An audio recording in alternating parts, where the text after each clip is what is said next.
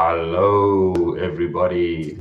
Hello, Lee. How are you doing, my Hello, friend? hello. Good, and you? Awesome. Looking at my own face in the camera feed, I should probably have done a little bit more with my hair today. I do apologize. That's the I don't know if it's a perk or if it's a peril of working from home, but these things do get overlooked a bit. So I do apologize. Lee, buddy. So it was an exciting weekend in the Formula One calendar. That was an Yeah, amazing race. I have to say, I really enjoyed that thoroughly. Way more eventful than the crypto markets. But it's yeah. nice when we have these little blessings where the action is somewhere else and we actually get to rest a bit. So that was nice.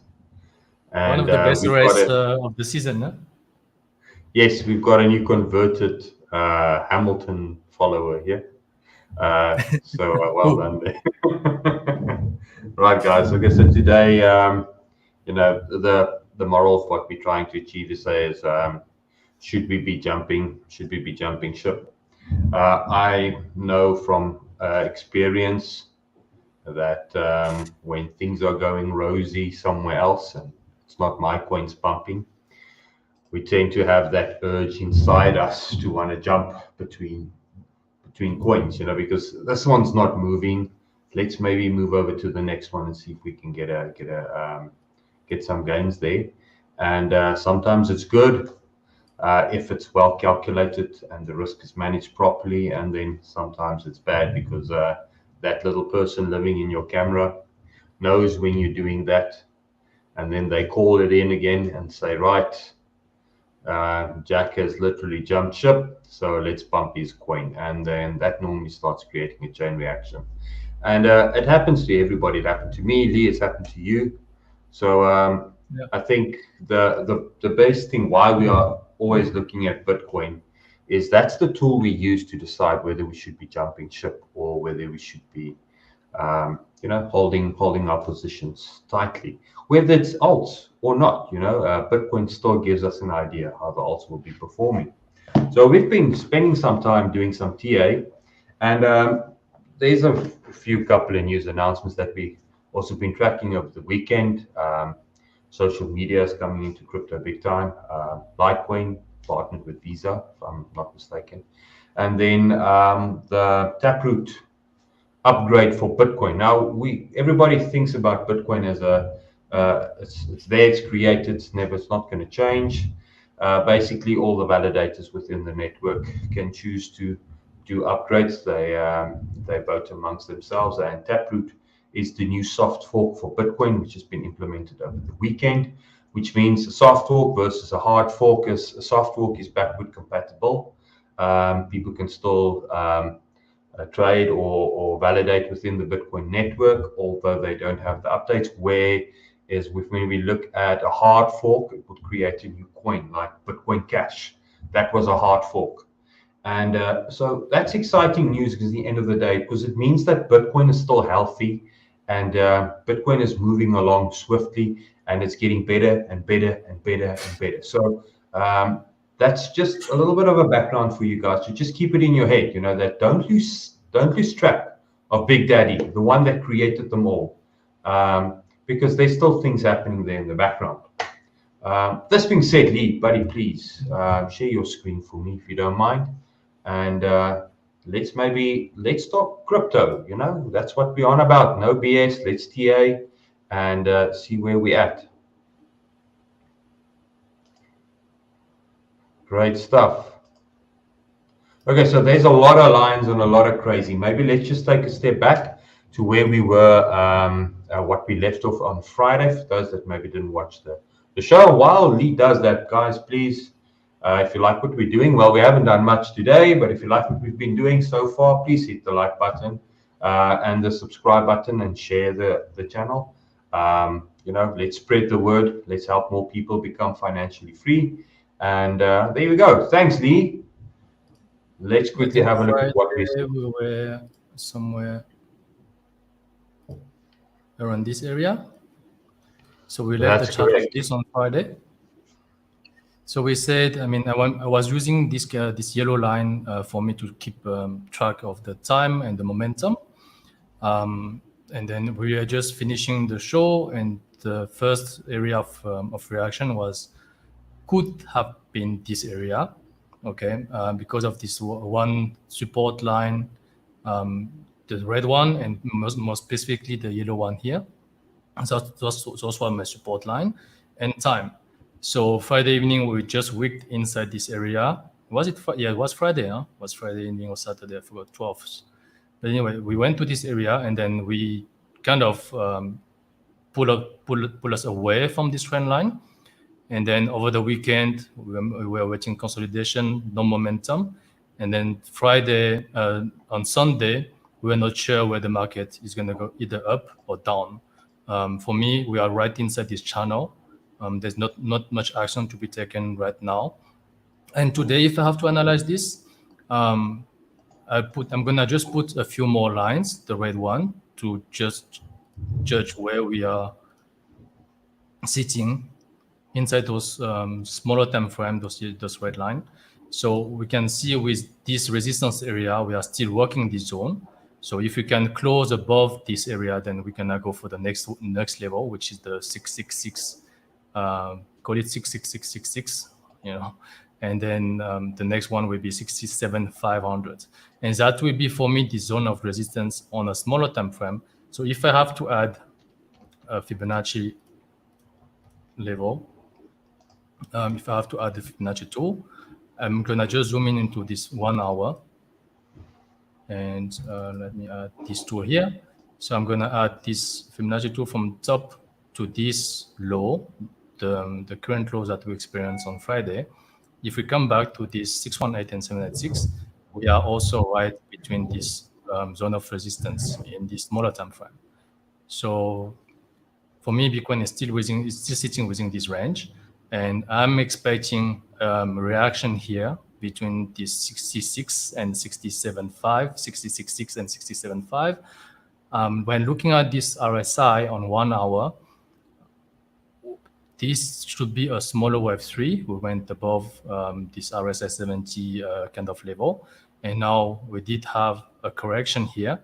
And this morning when I was doing this research with Ludo, I was saying, no, we should go to 66. And while we are saying that, the market just moved. And then what did we do here? We just formed, as that closing of that 1 hour candle, we just formed a bearish divergence, a strong bearish divergence. Locked in. Yeah, we locked in, and now the market should react a little bit down. I wouldn't be surprised if we're gonna do another bearish divergence, and then from there, if the market wants to try to push again to the 66, please do, so I can exit some of the position here on a smaller trade. I will take definitely profit at that stage here, and maybe another reaction down, and still doing this kind of range. So looking at the market, where we go in basically on Bitcoin interests, on the open interests, is not much for me to say right now today. We are sitting here at 25 billion on open interest. It was the same before the big sell-off that happened last week. I mean, it is still sitting below. We didn't spike much, so people are still a little bit scared. They are unsure. A lot of position has been opened since the sell-off. But if we look at the long versus short ratio now for the last 12 hours, what is interesting for me to point out is on website on exchange like BitMEX, Bybit, maybe OKX a little bit, Huobi, and Deribit. These kind of exchanges, people are a little bit more bullish, right? And when you look at Bitfinex here, there's a lot of people are, strongly bearish here. 58% of the people trading on Bitfinex are bearish. So for me, Bitfinex is an exchange for the big whales. A lot of big whales are trading on Bitfinex. And from what I'm going to interpret this is the websites, I'm going to call it the retail exchange, like Bitfinex and Bybit, Huobi. Those retail exchange where they often leverage, they are more bullish, and those big whales, they are somehow more bearish on the same time frame. So maybe they know something we don't know. But this is how I interpret this. I don't like to follow so much by bit, because for me this is the really purely retail leverage platform. And yeah, I mean, no one is talking about Bitfinex, but I know that a lot of whales are still trading on Bitfinex. So this is how I'm going to interpret this. So short term, this is only like on for the last 12 hours on BTC. So short term, maybe we should have another sell-off to stop those retail people that are putting again those long leverage. And if I have to trade like a retail on leverage, if I'm longing this kind of zone, this whole consolidation, I will still putting my stop loss at 63.5, and even now at 62.2, which I did also take a small trade here, nothing much, but I did take a trade because I wanted to test this zone within that level. And me myself, yesterday before I went to sleep, I was putting my stop loss just below this level. So I was lucky enough not to get stopped out, and that's why I mean, hopefully today I can take a little bit of profit here. But yeah, if it comes here, I'm definitely gonna not take a chance and play this to the upside. I'm just gonna take profit here and then maybe buy back a little bit later. What do you think, Rudo? Yeah, you said it all there. I think the main thing that you guys need to take note is everybody that's taken along at this stage, you might have lost track of it. One significant thing is that we've made a lower high, we made a lower low, we have not made a higher high yet, and people are bullish, and that should scare you. And that's why I think the Bitfinex chart and the Bitfinex ratio looks a little different in relation to the retail guys, because we tend to trip over these simple little things. I always say, for anybody that is new to trading, all you need to do is just look for higher highs and higher lows. If you get that, you're already halfway there. And at the moment, looking at that 1 hour set, there's trades to be had there. But we all tend to, especially when you're new at this, tend to grab that buy and think that you can hold this buy now, and this is the one that's going to make you rich. That's gambler mentality. I put my coin in the slot machine, and this is the one that's going to make me rich. And sometimes it just does not happen that way. So definitely just to keep your eyes on that. I've got something that I want to share, Lee. I'm going to just quickly bring up my screen as well. And it's just a little piece on trend establishment that I want to just show you guys.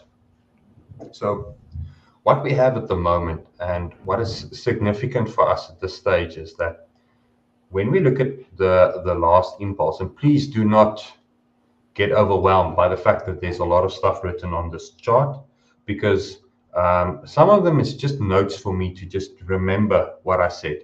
So you don't need to have a messy chart.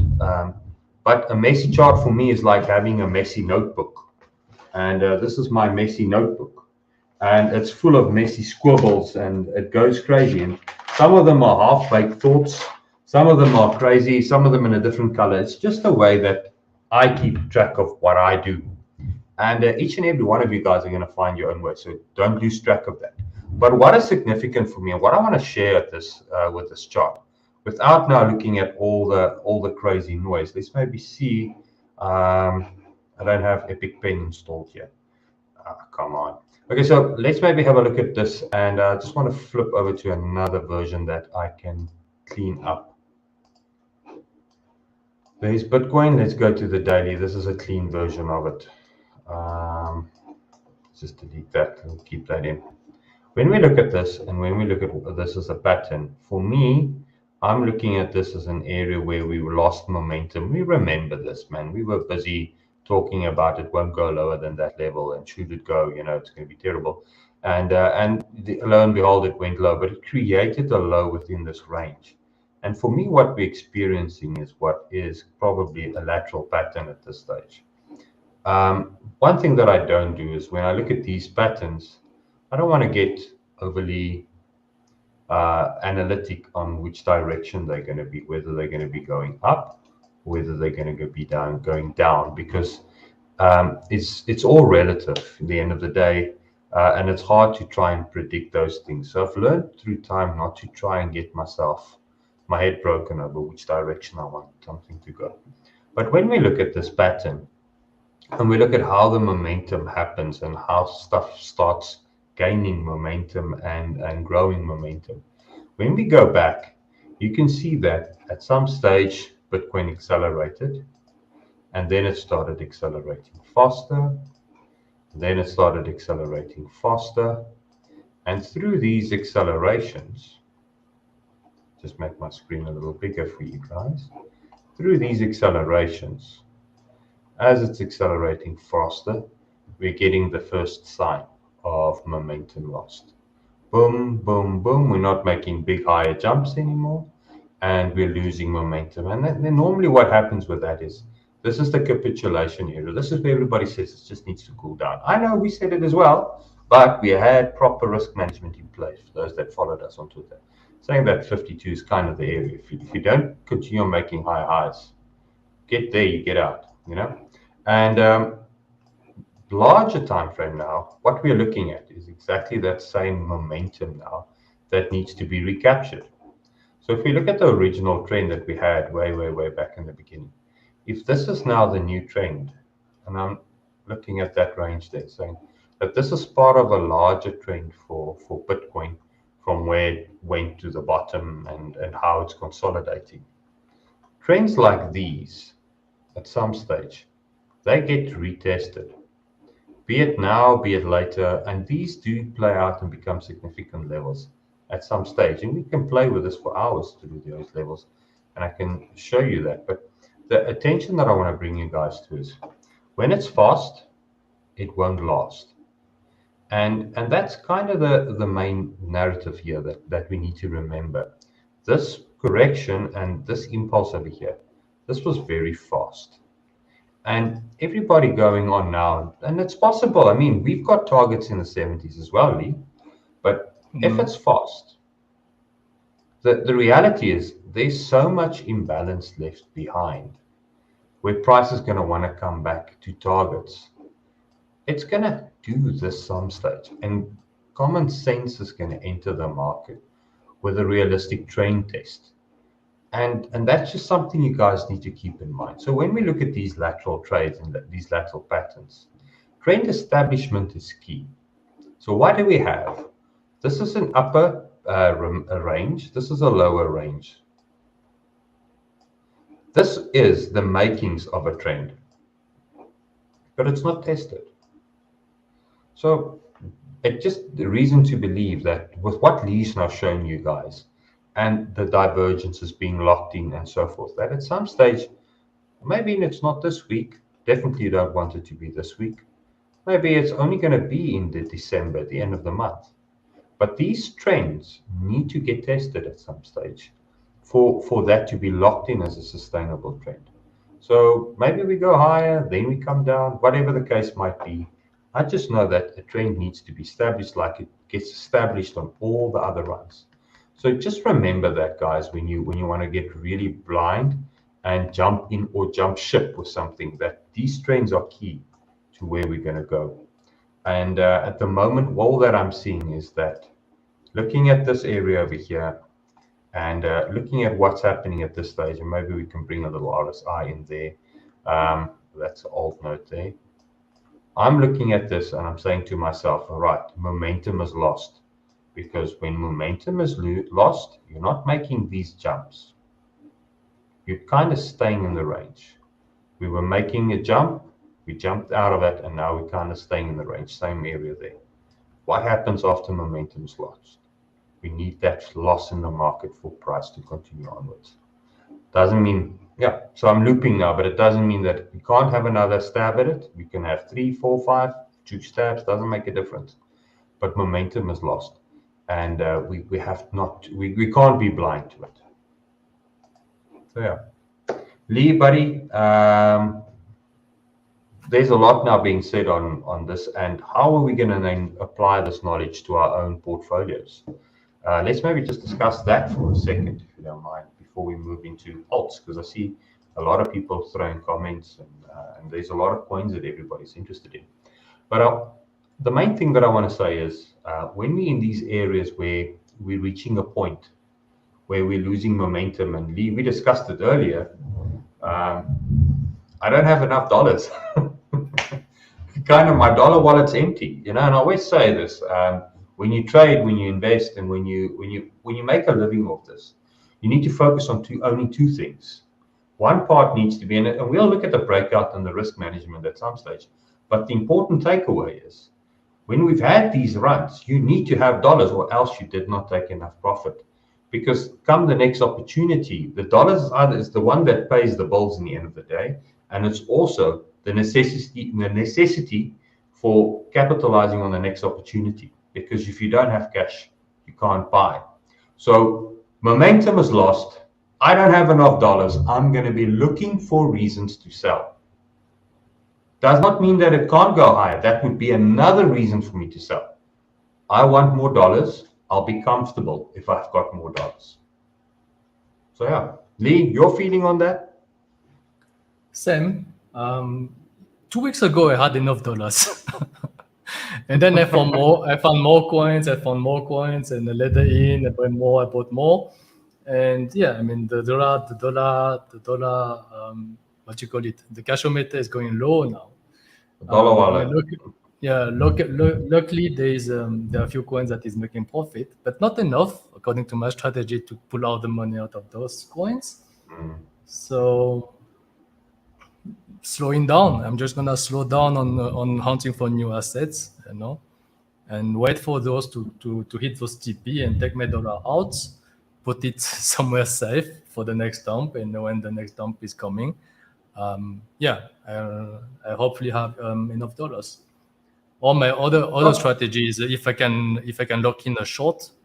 It's not really called a short. It's gonna be called a hedge, basically, because you have so much money into a long position that now I can use those leverage platform to hedge my positions.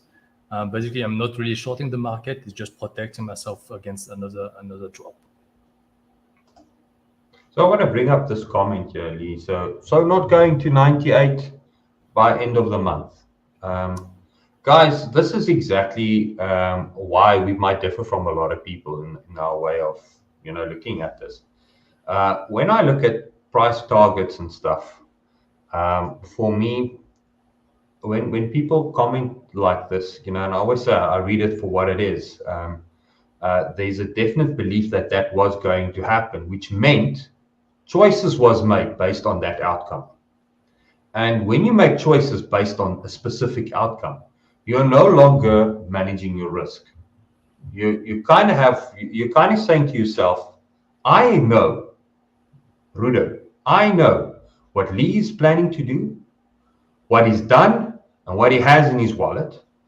And I know that for everybody else in the market. Everybody else in crypto, thinking about crypto, I know that. And with all that fact, I can decide and say that 98 is possible.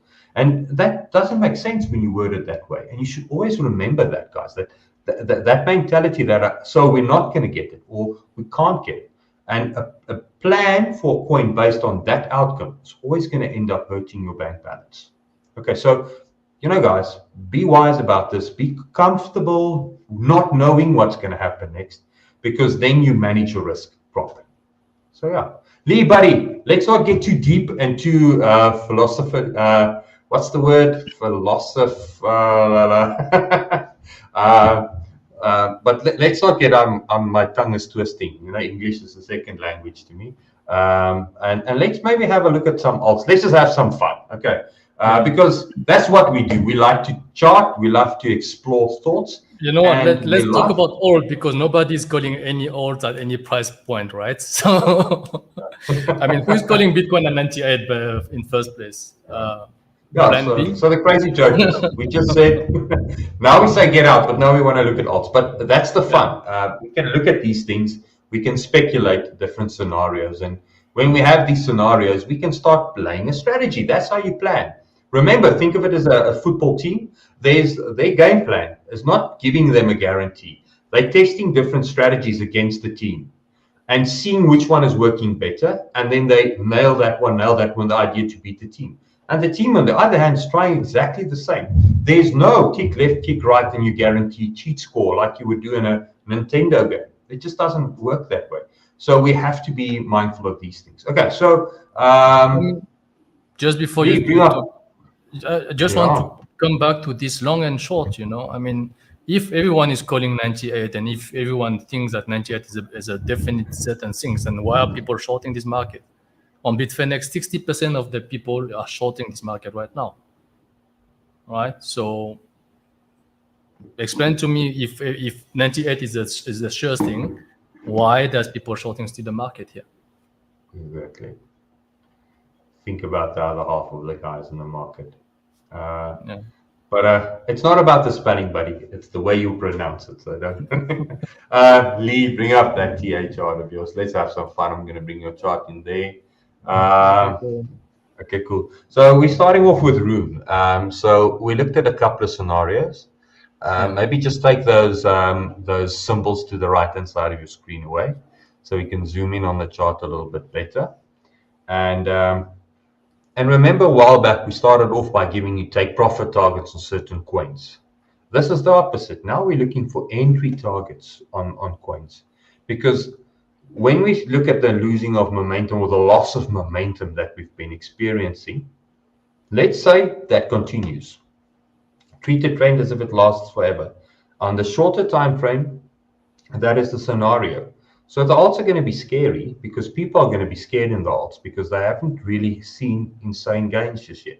So a project like this might be poised for shakeout entry for us. So let's have a look there. I think it was RUNE was beginning of the show. What I did post the chart on Twitter. We call it 1735, and for once it hits the targets pretty close, or it did hit the targets. And then it was within this zone of resistance. Yes, Rodo? No. You with your dollar perfect targets, guys. When I'm just playing with that. Always measure a little bit lower, please, and sell there. Remember that. We don't trade to a dollar value. Lee does that, but he's good at it. If everybody else, if there's a dollar target, a little bit below. Since I'm sharing it on YouTube with everyone, I'm gonna take profit before that. Make sure of it. Yes, and here with the indicators, we had a bearish divergence, bring this price down. I had some support here at 1167 there, and then the next target will be the perfect entry for me if RUNE is coming down and give us this entry zone between 1027 and 9 $8.998. So this box here will be a perfect entry at that stage if RUNE wants to retrace until this level for the next run. Okay, so that will be my RUNE entry if they give it to us. And what we have on news, 25th of December or earlier, we have RUNE Luna integration on THORChain and the mainnet launch as well. So these are the news that we could find on CoinMarketCap. And yeah, so that's it for RUNE. I mean, we are sorry for this. Alarms. So if we can look at ABC, maybe a small wave up here and then another shakeout down towards $10, that would be a perfect entry. Rodo, anything to add? Yeah, so what I'm going to do is there's my RUNE chart. This time it's way cleaner. And I've done is I've marked the 25th of December in there. And just to give you guys scale of this, and remember when it's daily, I'm looking at buying to hold for months. When I'm looking at hourly, I'm buying to hold for a day or two or a week. It's important to remember that. So this is marked out on the daily. Why I like RUNE at the moment is because we've got a steep decline in momentum at the moment, and it's the opposite. Remember, when I say it's at fast, it won't last. There will be some resistance. There's panic in the project at the moment. So for me, I've got the similar buy zone marked out as Lee's got, And we might overshoot that target where we do something like this, go in there, wick down, sit there, come back up, test, and then go out. And there would be the breakout. Now, I want to give you guys just a little top tip when we look at these triangles. And conventionally, and you can go and measure them the way that, or statistically, the way that I look at it, when I take the top to where the cross will probably be, we're looking at about 300 days of what this would be, this whole triangle's time length. And if I look at 75% of this move, and this is normally when they break out. So I'm adding a time layer to this. So I'm just going to use the time fib level for you guys. And all that I want to do, where's my normal time fib? Not trained. So if that is 0, that is 1, and I'm just going to go to my settings. All I want to do is I just want to get a 75%. 75. I just want to see where 75%. Look at how that lines up with the big news. Coincidence or TA? I'm going to leave it there with you guys. So looking at that area there, looking at when the big news are kicking, looking at the most probable time mathematically when they break out of these patterns, I'm going to be patient and I'm going to wait for that to play out. Might be wrong, might be right, might have Bitcoin dump down further and then the whole analysis goes to pieces. But that's the thing about trading. Remember, there's no guarantees, but we have to have fun. If you don't have fun with this thing, it's never ever going to pay you. Right, Lee, back to you, buddy. What shall we look at next? I've got Sol. Basically, all those coins that we are looking today, I got those requests on the Twitter account. And there will be more coming during this week. So if you want us to look at any charts, you can just let us know on our Twitter account, and then we'll do our max to put it on the show. We were looking also at 2 weeks ago at this kind of level, and I was asked if I have to buy a SOL. Then the question is, where's the take profit? But my priority is where is my stop loss.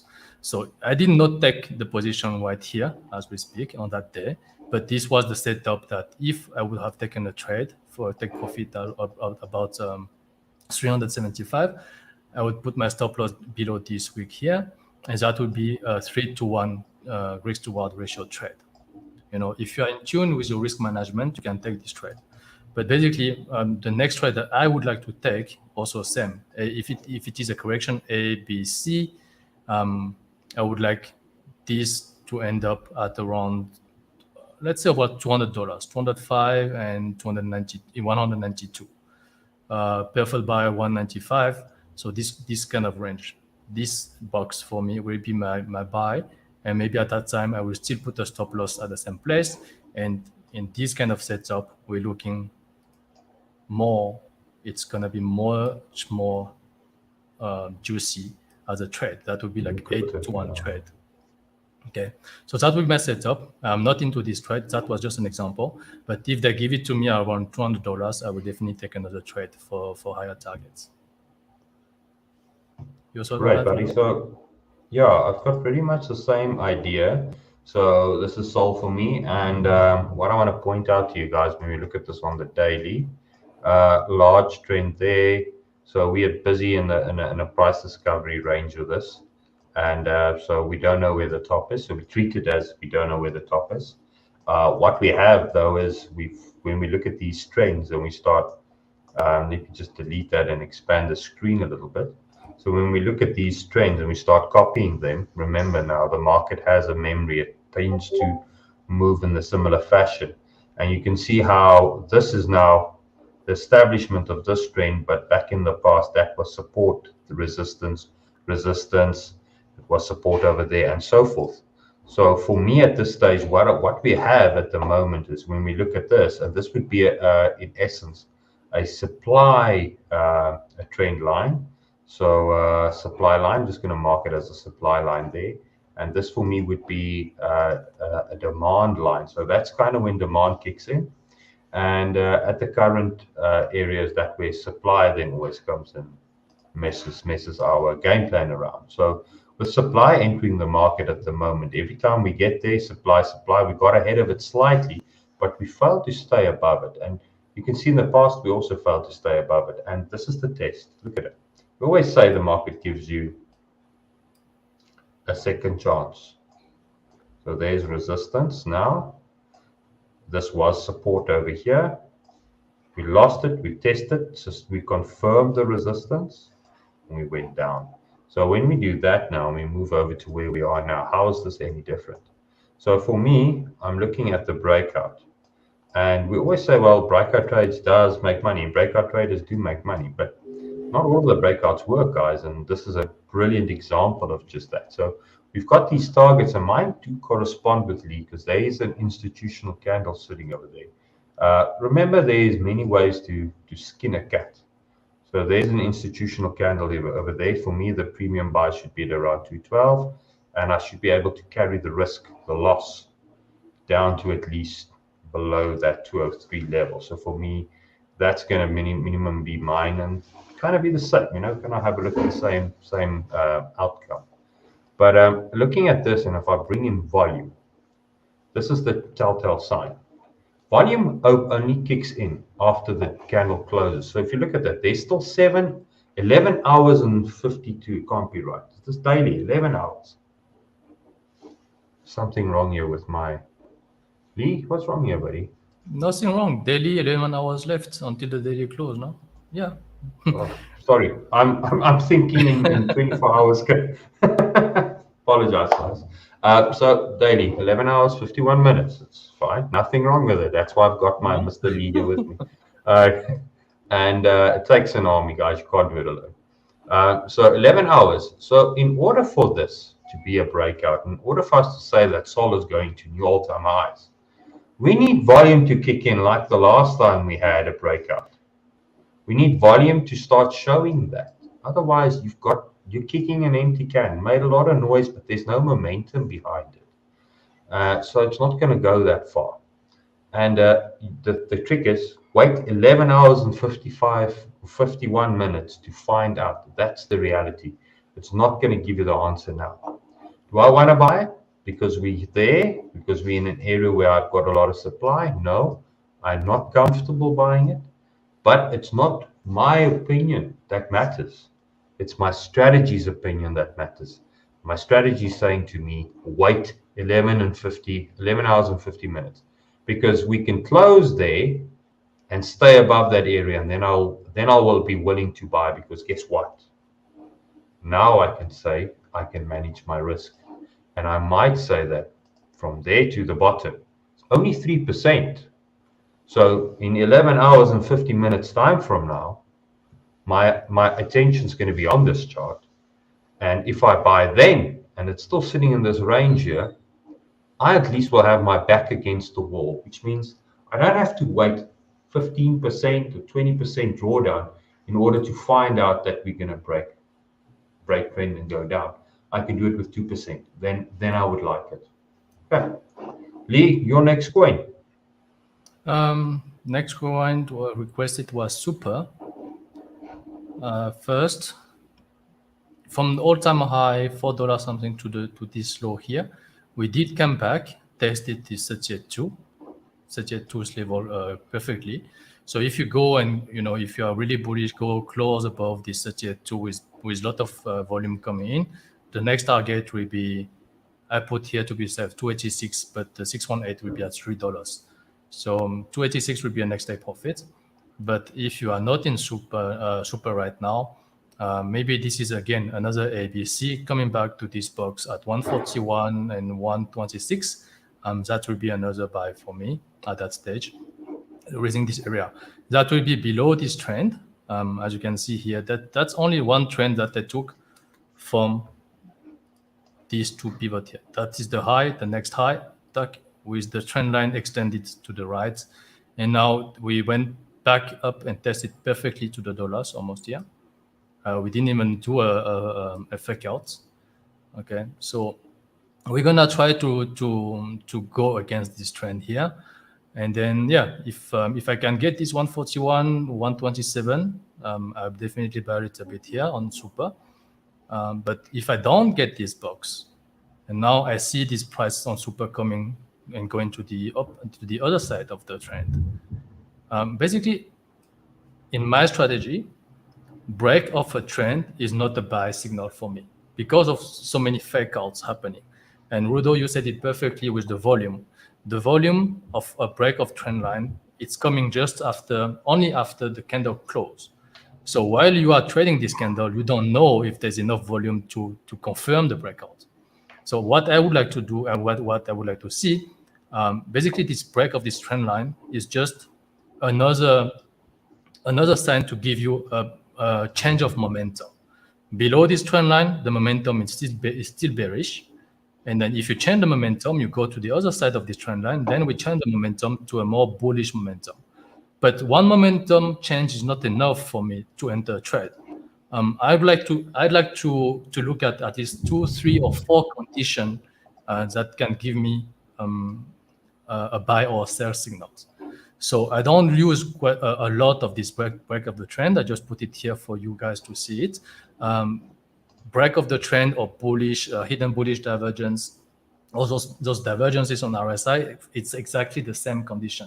It is a momentum condition. So beside this momentum condition, what I want to see? I want to see first that I'm happy to buy this at the price level that I want. So this is my box, and I'm now negotiating with the market. I want to buy between this and this. Are you going to give it to me within this time frame? If not, then the bullish momentum change.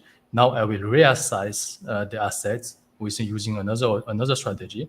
And what I would like to see basically is after this break of the trend, I want to see price coming back up, higher highs and then higher lows. Okay, and now I can make a decision of buying this kind of area, because after that I know where to put a stop loss. I can put a stop here, I can put a stop here, because at that time we will respect these higher lows and higher highs. Okay, but for now, what I see lower lows compared to this, and higher and lower highs. So there's no way that I'm gonna risk my money here if I don't know where we're gonna go next. So if you do another lower low and higher highs, still, but this already tells me that, okay, we have a structure of ABC, and if that comes with a hidden bullish divergence at that stage, so that is an early sign for me of change of momentum. So we can go up from here with the momentum on the RSI. And I've got my price target that I was targeting. I've got my negotiation with the market that if they're gonna give me the price I want with the bullish hidden bullish divergence or a bullish divergence.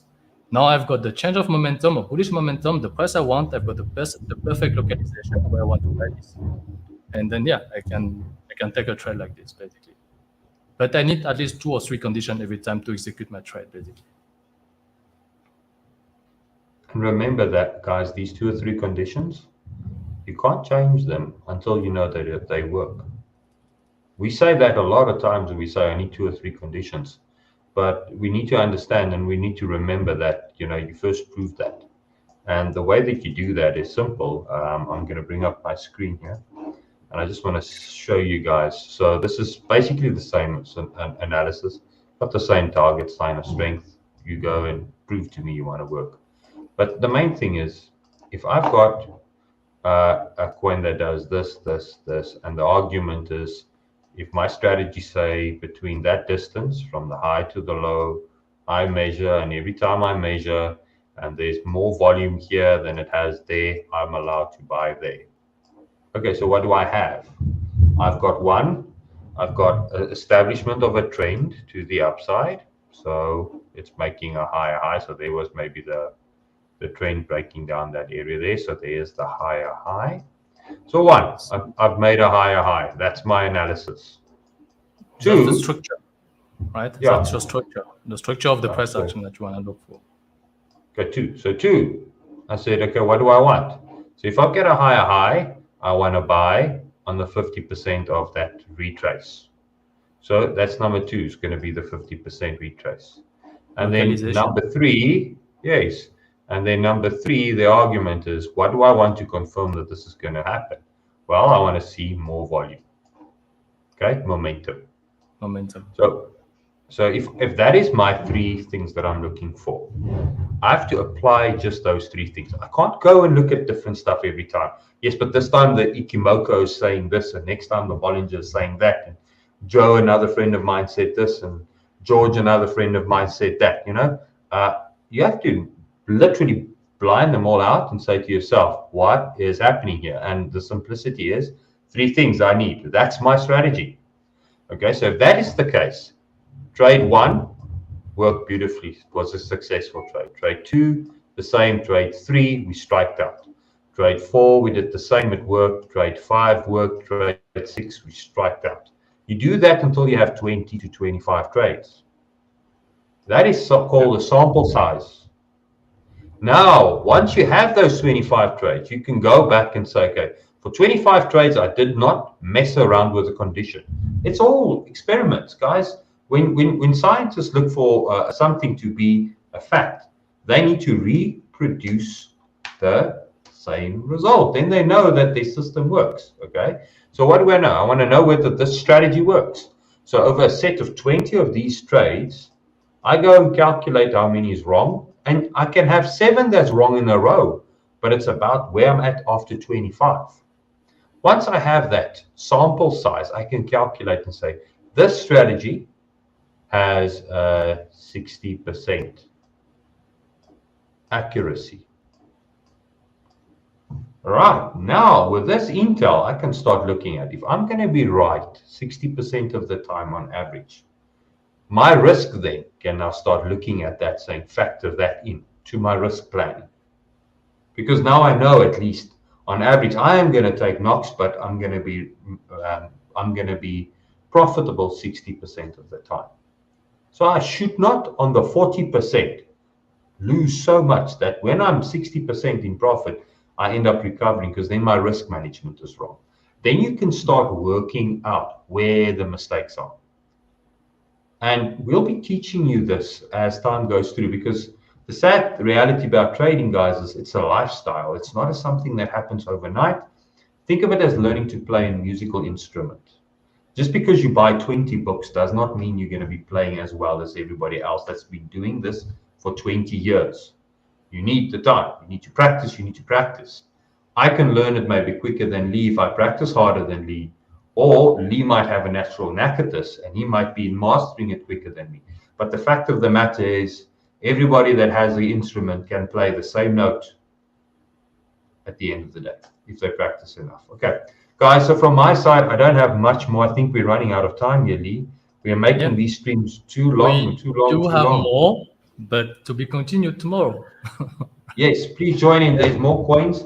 Luckily, a trade or investment done in a hurry is not a profitable one, guys. So we don't tend to FOMO in on these things. We take our time. Yeah, that's it. So Lee, buddy, it's always fun. I enjoyed talking TA with you. I hope you guys enjoyed the episode. Please do some clicking at the bottom of the video for us. We do appreciate that, and it will help get the content out. But only if we truly deserve it, guys. Yeah, Lee, maybe sign it up, finish it up for us, and see you tomorrow. Well, it's already the 3rd week for this crypto MC, so let's see the subscription buys if the chart is going up. Right? Are we gonna experience some retrace, or is gonna just be to the moon? So tell us. Let's see. It's in your hands, guys. Cheers, everybody. Thank you. Bye.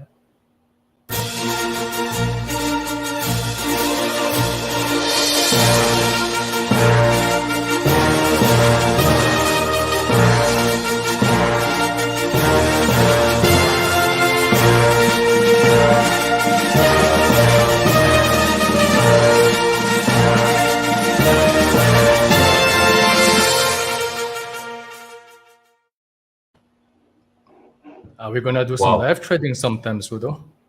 We have to, buddy. We have to. We've got a couple of hot coins. We have to.